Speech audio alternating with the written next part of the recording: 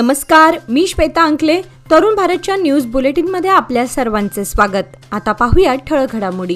शनिवारी भारत आणि पाकिस्तानमध्ये झालेल्या युद्धबंदीनंतर पाकिस्तानने अवघ्या 2 तासात शस्त्रसंधीचे उल्लंघन करून पुन्हा सीमावर्ती भागात हल्ला केला. दरम्यान आज पंतप्रधान नरेंद्र मोदी रविवारी त्यांच्या निवासस्थानी उच्चस्तरीय बैठक घेत आहेत. संरक्षण मंत्री राजनाथ सिंह, CDS अनिल चौहान, तिन्ही सशस्त्र दलांचे प्रमुख यामध्ये उपस्थित होते. दुसरीकडे रविवारी सकाळी राजस्थान, पंजाब, जम्मू आणि काश्मीरच्या सीमावर्ती भागात परिस्थिती सामान्य दिसून आली. जम्मू आणि काश्मीरमधील रामबन येथील बागलिहार आणि सालार धरणांचे दरवाजे सरकारने उघडले. सध्या राज्य तपास विभागाची जम्मू आणि काश्मीरच्या अनेक भागात छापेमारी सुरू आहे. ऑपरेशननंतर याबद्दल अधिकृत माहिती संरक्षण विभागाच्या प्रवक्त्यांद्वारे दिली जाईल असे स्पष्ट करण्यात आले आहे. ऑपरेशन सिंदूर नंतर निर्माण झालेल्या तणावपूर्ण परिस्थितीच्या पार्श्वभूमीवर राज्यातील सर्व आयुक्तालयांनी सतर्क राहावे. प्रमुख कारखान्यांमध्ये सुरक्षा वाढवावी. महत्त्वाच्या ठिकाणी मॉक ड्रिल करण्यात यावेत. सर्व अधिकाऱ्यांनी खबरदारीच्या उपाययोजना आखाव्यात असे आदेश मुख्यमंत्री सिद्धरामय्या यांनी दिले आहेत. राज्यातील सर्व जिल्ह्यांचे पोलीस प्रमुख, शहर पोलीस आयुक्त आणि इतर वरिष्ठ पोलीस अधिकाऱ्यांशी त्यांनी व्हिडिओ कॉन्फरन्सद्वारे संवाद साधला. मुख्यमंत्री म्हणाले की केंद्र सरकारने जारी केलेल्या मार्गदर्शक तत्वांची माहिती पोलीस अधिकाऱ्यांना दिली. सर्व नियमांचे काटेकोरपणे पालन करण्याबरोबर अन्न सुरक्षा करण्यास सांगितले. बेकायदेशीर साठेबाजी करून किमती वाढवण्याचे प्रयत्न टाळावेत. सर्व जिल्हाधिकारी आणि जिल्हा पोलीस प्रमुखांनी जातीय तेढ निर्माण करणाऱ्या आणि देशाची सुरक्षा धोक्यात आणण्याचा कट रचणाऱ्यांची यादी तयार करून कारवाई करावी अशा सूचना दिल्या आहेत. मंगळूर येथील बांगरा कुलूर गोल्डन फिंच सिटी येथे नवोदया स्वयंसहाय्य गटांच्या रौप्य महोत्सवाचा कार्यक्रम पार पडला. यावेळी राज्यपाल गेहलोत, उपमुख्यमंत्री DK शिवकुमार आणि विधानसभा अध्यक्ष UT खादर यांनी सहकारी ध्वज फडकावून कार्यक्रमाचे शुभारंभ केले. उपमुख्यमंत्री DK शिवकुमार यांनी नवोदया स्वयंसहाय्य गटांच्या रौप्य महोत्सवाचे उद्घाटन केले. कर्नाटक राज्य सहकारी मंडळ, दक्षिण कन्नड जिल्हा मध्यवर्ती सहकारी बँक आणि नवोदया ग्राम विकास चॅरिटेबल ट्रस्टचे संस्थापक डॉक्टर MN राजेंद्र कुमार यांच्या अध्यक्षतेखाली हा कार्यक्रम पार पडला. यावेळी स्वयंसहाय्य संघटनांनी महिला सक्षमीकरणाद्वारे देशाच्या विकासात योगदान द्यावे. नवोदया स्वयंसहाय्य गटांमुळे महिलांच्या आर्थिक स्वावलंबनास चालना मिळाली आहे आणि समाजात सकारात्मक बदल घडवून आणला जात आहे असे राज्यपाल यांनी सांगितले. पुणे बेंगळूर महामार्गावरील धारवाड जिल्हा हद्दीतील कोटुरू क्रॉस येथे कंटेनर उलटून अपघात झाला. अपघाताची ही घटना काल शनिवारी सायंकाळी घडली असून त्यात कंटेनर चालक किरकोळ जखमी झाला आहे. त्याच्यावर जिल्हा शासकीय रुग्णालयात उपचार सुरू आहेत. कंटेनर चालक हा महाराष्ट्र येथील असल्याचे समजले आहे. शनिवारी दुपारी तो आपल्या ताब्यातील कंटेनर घेऊन भरधाव वेगाने जात होता. तो धारवाडवरून बेळगावकडे येत असताना त्याचा कंटेनरवरील ताबा सुटला आणि तो पलटी होऊन अपघात झाला. अपघाताची माहिती मिळताच गरग पोलिसांनी घटनास्थळी धाव घेत कंटेनर चालकाला केबिनमधून बाहेर काढून त्याला रुग्णवाहिकेतून जिल्हा शासकीय रुग्णालयात पाठवले. त्यानंतर पोलिसांनी कंटेनर बाजूला करत तेथील वाहतूक सुरळीत केली. तरुणाने राहत्या घरी साडीने गळफास घेऊन आत्महत्या केल्याची घटना खानापूर तालुक्यातील हलकर्णी या गावात घडली. प्रतीक राजू चुरमुरी, वय 19 असं त्याचं नाव आहे. याबाबत मिळालेली अधिक माहिती अशी की प्रतीकचे आई वडील रोजंदारीवर कामाला जातात. या कामात त्यांना प्रतीक मदत करत होता. गेल्या काही दिवसांपासून तो कामावर येत नसल्याने आई वडिलांसोबत त्याचा किरकोळ वाद झाला होता. आई वडिलांचे बोलणे मनाला लावून घेऊन त्याने हे टोकाचे पाऊल उचलले. नेहमीप्रमाणे आई वडील कामाला गेलेले असताना घरात कुणीही नसताना त्याने घरातील साडीच्या सहाय्याने छताला गळफास घेतला. घटनेची माहिती मिळताच पोलिसांनी घटनास्थळी भेट देऊन पंचनामा केला आहे. शहरामध्ये वाहतूक कोंडी निर्माण होत असल्याने महापालिका व वाहतूक विभाग पोलिसांकडून संयुक्तरित्या कारवाई करून वाहतुकीला अडथळा ठरणारी अतिक्रमणे हटवली आहेत. मात्र उपनगरातील महत्त्वाच्या वाहतुकीच्या रस्त्यांवर झालेल्या अतिक्रमणाकडे दुर्लक्ष करण्यात आले आहे. यामुळे रस्त्यावर सायंकाळच्या वेळी वाहतूक कोंडी होत आहे. याकडे वाहतूक पोलीस व महापालिकेचे अधिकारी लक्ष देणार का असा प्रश्न वाहनधारकातून उपस्थित केला जातोय. सदाशिवनगर, नेहरूनगर, आझमनगर रस्त्यावर असणाऱ्या पदपथावर व्यापाऱ्यांसह वेगवेगळ्या वस्तूंची विक्री करणाऱ्या विक्रेत्यांकडून अतिक्रमण करून व्यापार केला जातोय. शहराला जोडला गेलेला हा महत्त्वाचा आणि वर्दळीचा रस्ता आहे. फळ व्यापाऱ्यांबरोबरच आता फर्निचर विक्रेत्यांकडून रस्त्यावरील पदपथावर दुकाने थाटण्यात आली आहेत. स्टीलची भांडी व इतर साहित्य विक्री करणाऱ्या विक्रेत्यांकडे खरेदीसाठी नागरिकांची गर्दी होत आहे. अनेक नागरिक रस्त्यावर वाहने थांबवून खरेदी करतात. त्यामुळे वर्दळीच्या रस्त्यावर वाहतूक कोंडीची समस्या निर्माण होत आहे. बेळगुंदी येथील ग्रामदैवत श्री देव रवळनाथ मंदिराचा जीर्णोद्धार आणि लोकार्पण सोहळा रविवारी अत्यंत उत्साहात व भक्तिमय वातावरणात पार पडला. सकाळी विठ्ठल रखुमाई मंदिरापासून श्री रवळनाथ मूर्ती आणि मंदिर कळसाची भव्य मिरवणूक वाजत गाजत काढण्यात आली. या मिरवणुकीने संपूर्ण बेळगुंदी भगवेमय झाली होती. मिरवणुकीत पारंपरिक वाद्यांचा गजर, महिलांचा कलश पूजन सोहळ्यात सहभाग आणि गावातील नागरिकांची उत्स्फूर्त उपस्थिती यामुळे संपूर्ण परिसर भक्तिरसात न्हाऊन निघाला. मिरवणूक छत्रपती शिवाजी महाराज चौक, हुतात्मा चौक, कलमेश्वर गल्ली, पाटील गल्ली, गावडे गल्ली, चव्हाट गल्ली मार्गे मंदिरापर्यंत पोहोचली. सोमवारी हरिपाठ व अन्य धार्मिक कार्यक्रम होणार असून मंगळवारी गोमाता पूजन, कुमारिका पूजन तसेच विविध सांस्कृतिक व धार्मिक उपक्रमांचे आयोजन करण्यात आले आहे. हिंडलगाव मध्यवर्ती कारागृहात बसवण्यात आलेल्या जॅमरची तीव्रता अद्यापही कमी झालेली नाही. ग्रामपंचायतीच्या वतीने आंदोलन करण्यासह महिला व बालकल्याण खात्याच्या मंत्री लक्ष्मी हेब्बाळकर यांनी स्वतः सूचना करून देखील याकडे कारागृह प्रशासनाने कानाडोळा केला आहे. या गंभीर समस्येमुळे हिंडलगावसह परिसरातील ग्रामस्थांना नाहक त्रास सहन करण्याची वेळ आली आहे. हिंडलगाव मध्यवर्ती कारागृहात कुख्यात कैदी बंदिस्त आहेत. गेल्या काही वर्षांपासून कारागृहात सुरू असलेल्या बेकायदेशीर घडामोडींमुळे कारागृहाची ओळख बदलत चालली आहे. कारागृहात कैद्यांना राजेशाही वागणूक देण्यासह गांजा व इतर अंमली पदार्थ अगदी सहजरित्या उपलब्ध होत आहेत.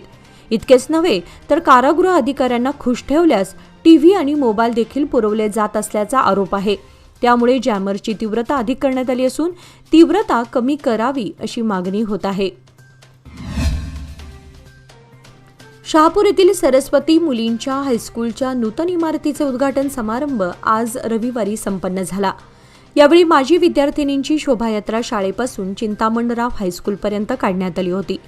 शोभायात्रेमध्ये माजी विद्यार्थिनी, शिक्षक आणि स्थानिक नागरिकांनी उत्साहात सहभाग घेतला. कार्यक्रमात शाळेतील माजी आणि वर्तमान शिक्षकांचा सत्कार करण्यात आला. माजी विद्यार्थिनींनी शाळेतील आठवणी सांगितल्या आणि शिक्षकांना त्यांच्या मार्गदर्शनाबद्दल कृतज्ञता व्यक्त केली. शाळेच्या विकासात योगदान देणाऱ्या सर्वांना स्मृतिचिन्ह देऊन गौरवण्यात आले. भारत आणि पाकिस्तानमध्ये युद्धजन्य परिस्थिती निर्माण झाल्याने शहरातील महत्त्वाच्या केंद्रांवरील सुरक्षा व्यवस्था वाढवण्यात आली आहे. भुईकोट किल्ल्यातील प्रवेशावरही गेल्या काही दिवसांपासून कडक निर्बंध लावण्यात आले होते. मुख्य प्रवेशद्वारात ओळखपत्र व वाहनांची तपासणी करूनच सोडण्यात येत होते. मात्र आज रविवारी नियम थोडे शिथिल करण्यात आले असून सार्वजनिक बांधकाम खात्यात कामासाठी जाणारे व दुर्गा मातेच्या दर्शनासाठी जाणाऱ्यांना दिलासा मिळाला आहे. आवश्यक वाहनांना कसून तपासणीनंतर प्रवेश देण्यात येत आहे.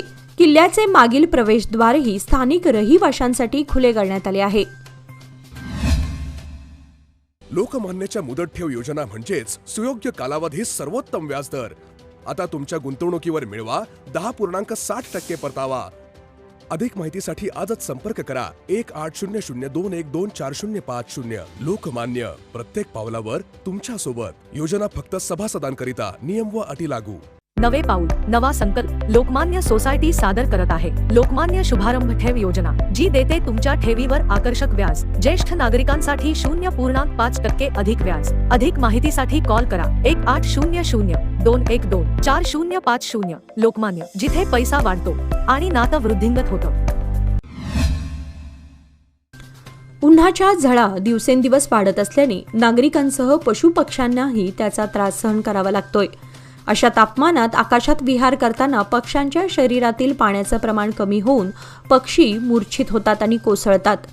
दरवर्षी उन्हाळ्यात अनेक पक्षी डिहायड्रेशनचा त्रास झाल्यामुळे गच्चीवर, आवारात, रस्त्यावर पडलेले दिसतात. बेळगावातील पक्षीप्रेमी पोलिसांना उष्म्याचा त्रास जाणवलेले पक्षी आढळू लागले आहेत. येत्या काही दिवसात उन्हाचा पारा अधिक वाढणार असून पक्ष्यांसाठी आपल्या घराच्या खिडकीत गच्चीवर पाणी धान ठेवण्याचे आवाहन आता पक्षीप्रेमी पोलिसांकडून करण्यात येत आहे. जिल्ह्यातील अनेक पोलीस ठाण्याच्या आवारात पक्ष्यांना पिण्यासाठी पाण्याची व्यवस्था करत असल्याने या पक्ष्यांना मोठा दिलासा आणि आधार मिळत आहे. श्री क्षेत्र दक्षिण काशी कपिलेश्वर मंदिर, श्री शिवप्रतिष्ठान हिंदुस्थान बेळगाव आणि सव्यासाची गुरुकुलम गारगोटी यांच्या संयुक्त विद्यमाने आयोजित शिवकालीन युद्धकला व स्वयंरक्षण प्रशिक्षण शिबिराला उत्स्फूर्त प्रतिसाद मिळत आहे. सोमवार 5 मे पासून धर्मवीर संभाजी उद्यान, महाद्वार रोड, बेळगाव येथे सुरू झालेल्या या शिबिरात 280 मुलांनी सहभाग नोंदवला आहे. शिबिराची सांगता मंगळवार दिनांक 13 मे रोजी होणार आहे. या शिबिरामध्ये लाठीकाठी, दांडपट्टा, तलवारबाजी यासारख्या शिवकालीन युद्धकलेचे प्रशिक्षण दिले जात आहे. शहरामध्ये उष्म्याच्या प्रमाणात दिवसेंदिवस वाढ होत आहे. बेळगाव शहर परिसरात पारा 35 अंश सेल्सिअस पर्यंत पोहोचल्यानं अंगाची लाही होत आहे. उष्णतेमुळे उष्माघाताचा धोका वाढला असून वृद्ध, लहान मुलांनी खबरदारी घेण्याची गरज आहे. पुढचे काही दिवस नागरिकांनी या उष्म्यामध्ये आरोग्याची काळजी घेण्याचं आवाहन आरोग्य विभागानं केलं आहे. शहरात उष्म्याच्या प्रमाणात वाढ झाली आहे. वाढत्या तापमानामुळे उन्हात फिरणाऱ्या व्यक्तीला उष्माघात होण्याची शक्यता नाकारता येत नाही. त्यामुळे उष्णतेच्या लाटेपासून बचाव करण्यासाठी नागरिकांनी योग्य ती खबरदारी घेण्याची गरज आहे. श्री सद्गुरू पारडेश्वर महाराजजी मठ क्षेत्र सुवर्णधाम पारवाड, तालुका खानापूर, जिल्हा बेळगाव येथे शतचंडी महायज्ञ आयोजित करण्यात आला आहे. बेळगाव येथील कन्नड साहित्य भवनात झालेल्या पत्रकार परिषदेत याची माहिती देण्यात आली. आगामी 12 ते 15 मे रोजी या निमित्ताने विविध कार्यक्रमाचे आयोजन करण्यात आले आहे. 12 मे रोजी गणपती पूजन, पुण्याहवन, मातृका पूजन, देवनांदी, सप्तशती पठण, केशरी पूजा, अग्नी प्रतिष्ठापना, नवग्रह हवन, 5वे देवता हवन, मुख्य देवता प्रतिष्ठापना, सप्तशती पाठ समाप्ती, शतचंडी हवन, पूर्णाहुती, अभिषेक, सामूहिक प्रार्थना अशी कार्यक्रमाची रूपरेषा आहे. या शतचंडी महोत्सवात भक्तांनी उपस्थित राहण्याचे आवाहन करण्यात आले आहे.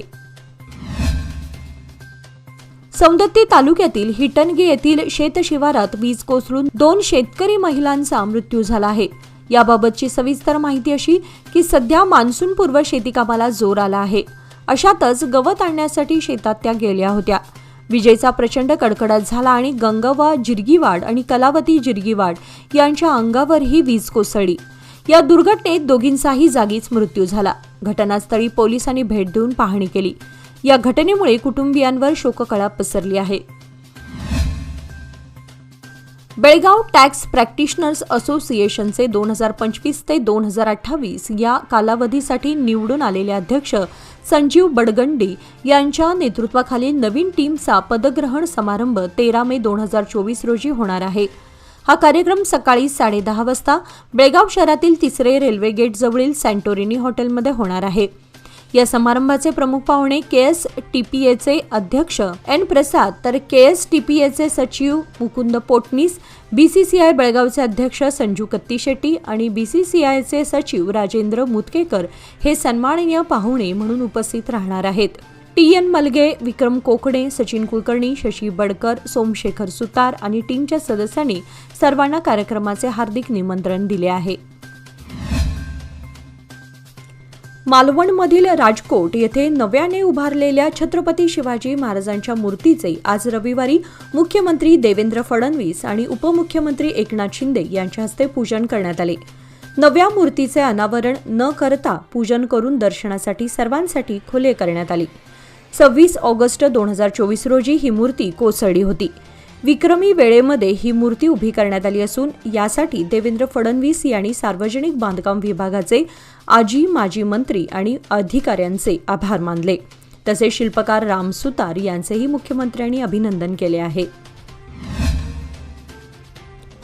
पूर्वीचे शिक्षक अगदी कमी पगारात समाजासाठी व विद्यार्थ्यांसाठी अध्यापनाचे काम करत होते. आताच्या शिक्षकांना भरमसाठ पगार आहे. त्यांनी चांगल्या पद्धतीने विद्यार्थ्यांना शिक्षणात पारंगत करून त्यांचे ऋण फेडावे असे आवाहन विधान परिषदेचे सभापती बसवराज होरट्टी यांनी केले. ते येथील माध्यमिक शाळा नोकरपत्तीन सहकारी संघ हुक्केरी नवीन कार्यालयीन इमारत व रौप्य महोत्सव कार्यक्रमाचे उद्घाटन करून बोलत होते। या कार्यक्रमाच्या अध्यक्षस्थानी सहकारी संघाचे संस्थापक अध्यक्ष SI संभळ हे होते। गेल्या अनेक दिवसांपासून हुलकावणी देणाऱ्या आणि प्रतीक्षा करायला लावणाऱ्या पावसाने रविवारी सुट्टीच्या दिवशी निपाणी शहर व परिसरात दमदार पावसाने हजेरी लावली।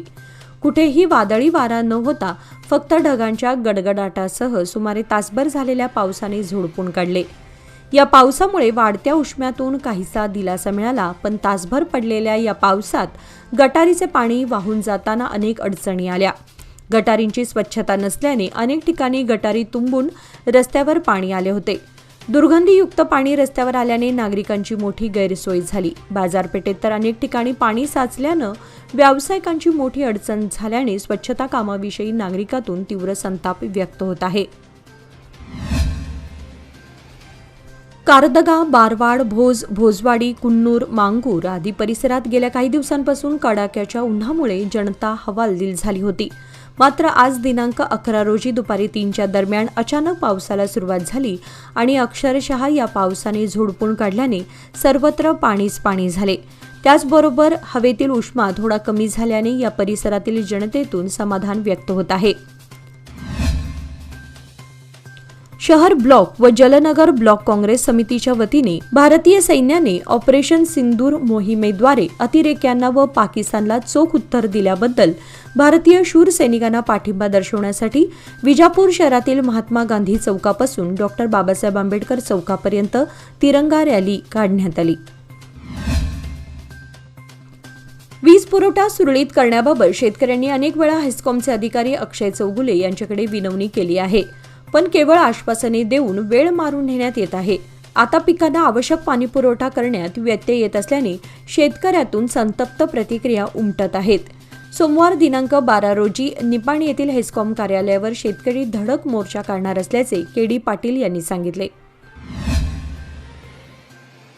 याचबरोबर आजचे बातमीपत्र इथे संपले। अधिक माहिती आणि ताज्या घडामोडींसाठी पाहत रहा तरुण भारत न्यूज चॅनल। तसेच आमच्या चॅनलला लाईक, शेअर आणि सबस्क्राईब करायला विसरू नका आणि विश्वासार्ह बातम्यांसाठी दररोज वाचा दैनिक तरुण भारत। धन्यवाद।